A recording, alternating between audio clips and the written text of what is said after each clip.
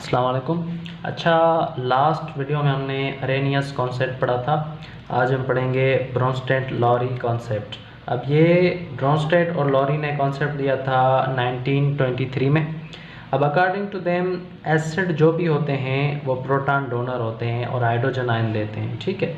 तो वो हमारे पास क्या कहलाते हैं? एसिड कहलाते हैं। और बेस कौन से होते हैं? Proton acceptor tax hydrogen ion, जो हाइड्रोजन आयन को लें और प्रोटॉन को एक्सेप्ट करें, वो हमारे पास क्या होते हैं? बेस होते हैं according to Bronsted and Lowry concept, ठीक है। अब कुछ एग्जांपल्स देख लेते हैं इसके। जैसे हाइड्रोक्लोरिक एसिड, ये हमारे पास एक एसिड है और अमोनिया बेस है, ठीक है। अब अकॉर्डिंग टू देम एसिड कौन से होते हैं? जो प्रोटॉन को डोनेट करें, ठीक है। अब जैसे यहाँ पर HCl हाइड्रोक्लोरिक एसिड है, तो ये क्या कर रहा है? ये प्रोटॉन अपना दे देगा इसको अमोनिया को, ठीक है। और ये क्या कर लेगा? इसके पास लोन पेयर होता है, तो ये हाइड्रोजन को अपने साथ डिटैच कर लेगा और बना देगा अमोनियम आयन। और यहाँ पर क्लोरीन के पास जो था HCl, यहाँ पर जो हाइड्रोजन था वो यहाँ पर रिमूव हो गया, ठीक है। अब एक और बात है जो आपको समझनी होगी, वो है कॉन्जुगेट्स। अब कॉन्जुगेट्स क्या होते हैं?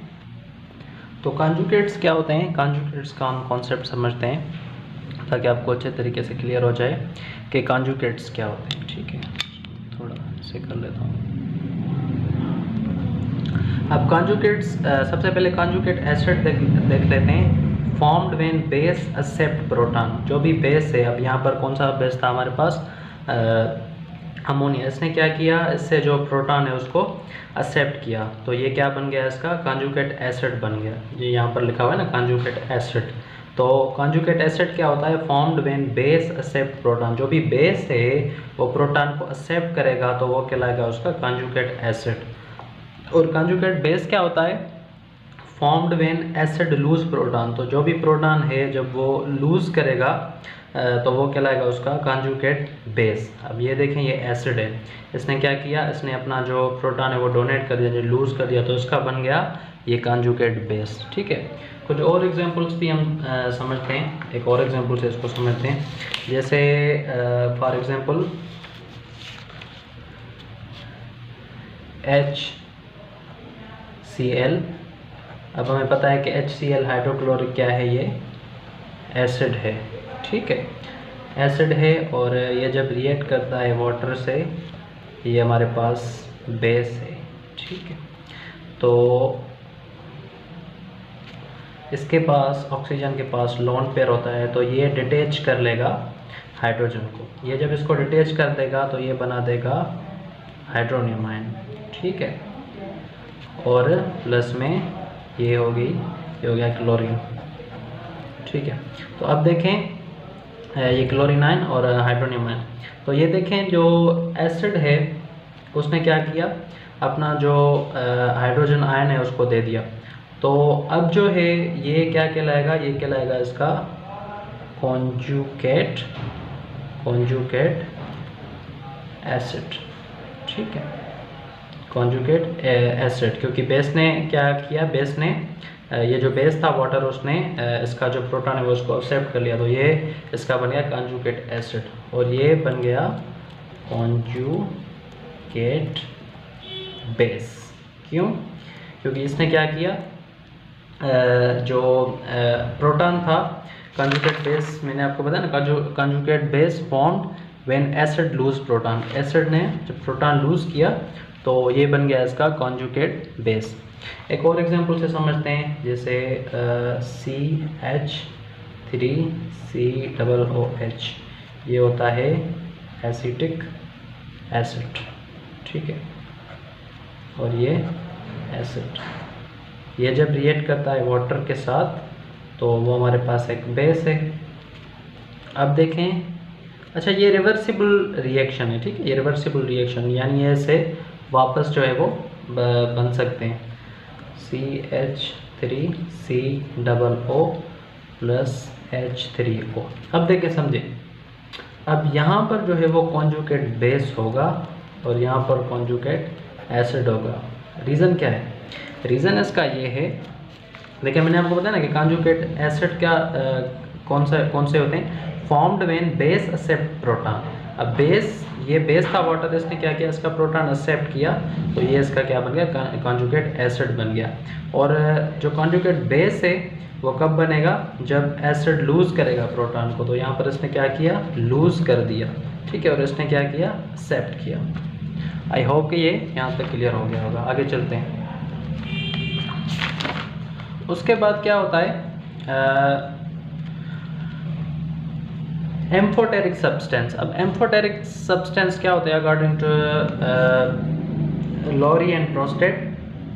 एम्फोटेरिक सब्सटेंस वो सब्सटेंस होते हैं can act as both acid and base, यानी कि जो एक्ट करे एज अ बेसिड भी एंड एसिड भी, ठीक है, उनको हम बोलते हैं एम्फोटेरिक सब्सटेंस। अब जैसे और नहीं, हम सिंपली वाटर का एग्जांपल लेते हैं, तो वाटर एक्ट करता है एज अ बेस भी एज अ एसिड भी। ये जब एसिड के साथ रिएक्ट करता है तो एक्ट करता है एज अ बेस, और जब बेस के साथ, हमें पता है कि ये HCl हाइड्रोक्लोरिक एसिड है और ये अमोनिया बेस है, तो ये जब इसके साथ रिएक्शन करेगा तो एक्ट करेगा एज अ एसिड। तो सिंपली एम्फोटेरिक सब्सटेंस वो सब्सटेंस होते हैं जो एक्ट करते हैं as a acid and base. अब जैसे अरेनियस की कुछ लिमिटेशंस थी, तो इसकी भी कुछ लिमिटेशंस है। अब क्या लिमिटेशंस हैं इसकी, समझते हैं। Some acids like sulphur trioxide do not donate hydrogen ions. अब इसने क्या बोला था, इसने बोला था तो एसिड वो होते हैं जो प्रोटॉन देते हैं, ठीक है। अब यहाँ पर देखें क्या लिखा हुआ है कि जैसे सल्फर ट्राइऑक्साइड है तो वो हाइड्रोजन आयन नहीं देता but still behave as acid, तो यहाँ पर भी ये बात क्लियर नहीं हुई, ठीक है। Some bases like calcium oxide, ये बेस है, calcium oxide can not accept hydrogen ion. अब अकॉर्डिंग टू देम बेस कौन सा होता है कि जो एक्सेप्ट करे ना हाइड्रोजन आयन को या प्रोटॉन को, बट एक्ट करते हैं एज अ बेस, तो ये भी क्या है, यहाँ पर एक यहाँ पर भी लिमिटेशन लग गई जैसे अरेनियस में थी। अब ये कुछ कॉन्जुगेट एसिड हैं और ये कुछ उनके बेस पेयर्स हैं, ठीक है। अब जैसे ये एसिड है तो एसिड क्या करता है, अपना जो प्रोटॉन है वो डोनेट कर देता है, जैसे HNO3। अब यहाँ पर इसका कॉन्जुगेट बेस क्या बनेगा, NO3। H2SO4 सल्फ्यूरिक एसिड, इसका आप देखें तो यहाँ पर हाइड्रोजन 2 है और यहाँ पर जो प्रोटॉन है उसने दे दिया इसको HCN, यहाँ पर खाली CN नेगेटिव आ गया तो इसने भी अपना H क्या है वो डोनेट कर दिया, ठीक है, प्रोटॉन डोनेट कर दिया। CH3COOH, यहाँ पर देखें CH3COO और जो H है वो यहाँ पर रिमूव हो गया, H2OH, ठीक है। इसी तरह जो बेस होते हैं उनके कॉन्जुगेट एसिड होते हैं, जैसे OH हैं तो इसने क्या किया, एक्सेप्ट किया इसको, तो ये इसका कॉन्जुगेट एसिड बन गया, तो यहाँ पर H2O बन गया। H2O यहाँ पर बन गया हाइड्रोनियम आयन H3O, इसने क्या किया, एक्सेप्ट किया, ठीक है। NH3 NH4 CO3 HCO3, ठीक है।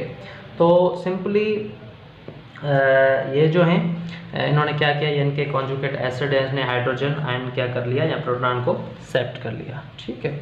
अब ये कॉन्जुगेट बेसिस हैं, कुछ कॉन्जुगेट बेसिस जैसे HS है तो खाली S है, अब ये इसने इसको दे दिया, H3O है तो H2O यहाँ पर भी दे दिया, H2PO4 है तो HPO42 है, ठीक है, यहाँ पर एक H है HSO4, तो ये कुछ इसके एग्जाम्पल है और ये इसके कॉन्जुगेट एसिड हैं। अब OH है तो कॉन्जुगेट एसिड कब बनता है, कॉन्जुगेट एसिड तब बनता है ना जब वो क्या करता है, वो एक्सेप्ट करता है, तो OH H2O, ठीक है। HPO4 H2PO4 CH3NH2 CH3NH3। अब देखिए CH3 यहाँ पर NH3 प्लस, ठीक है, यहाँ पर इसने एक्सेप्ट कर लिया, तो CO3 और यहाँ पर देखें HCO3, तो ये इसके कुछ एग्जांपल्स हैं। तो सिंपली जो हमने पढ़ा टॉपिक ब्रोंस्टेड लोरी कॉन्सेप्ट, इसको थोड़ा देख लेते हैं। तो सिंपली एसिड वो होते हैं जो प्रोटॉन डोनर होते हैं और बेस वो होते हैं जो प्रोटॉन एक्सेप्टर होते हैं, ये हाइड्रोजन आयन देते हैं और ये लेते हैं, ठीक है। यहाँ पर मैंने आपको एग्जांपल दिए। और कॉन्जुगेट एसिड कब बनते हैं, जब फॉर्म्ड होते हैं व्हेन बेसेस एक्सेप्ट प्रोटॉन, जब बेस होते हैं वो प्रोटॉन को एक्सेप्ट करे तो वो उसका कॉन्जुगेट एसिड है। और कॉन्जुगेट बेस कब फॉर्म होता है, व्हेन एसिड लूज प्रोटॉन, ठीक हो गया। फिर उसके बाद मैंने आपको इसके कुछ एम्फोटेरिक सब्सटेंस के बारे में बताया। तो एम्फोटेरिक सब्सटेंस वो करते हैं जो एक्ट करते हैं as acid and base. I hope के क्लियर हो गया होगा, लेकिन इसकी कुछ लिमिटेशंस थी तो ये भी आपको जहन में रखनी, और ये बाकी कुछ उसके एग्जांपल्स।